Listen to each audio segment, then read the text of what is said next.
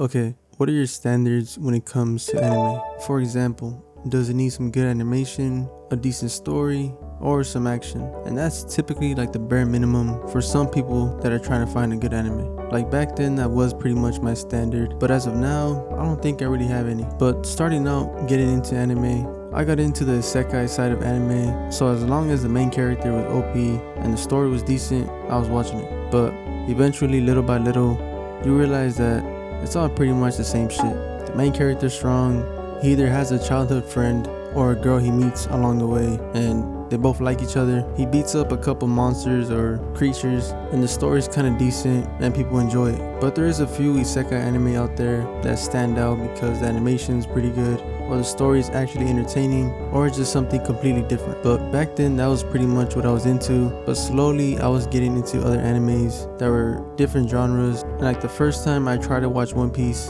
I didn't like the animation, and I just couldn't get into it. My brain was kind of fried back then, and I just wasn't trying to watch that shit. But it got to a point where there was nothing else to watch, and I kept hearing about One Piece, and I gave it a second try, and ever since then, I never looked back.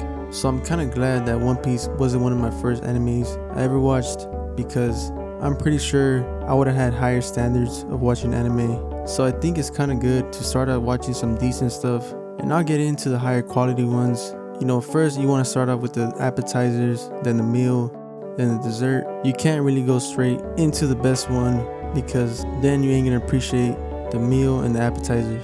For example, I seen a tweet, somebody said they took Attack on Titan for granted. Attack on Titan is a good anime, that's the dessert. So now this person is trying to watch other anime, but since he got the taste of something good, the rest of the shows he's watching just seem trash to him. Maybe not trash, but aren't good. So maybe if you're starting out watching anime, maybe some decent ones would be My Hero Academia or Demon Slayer.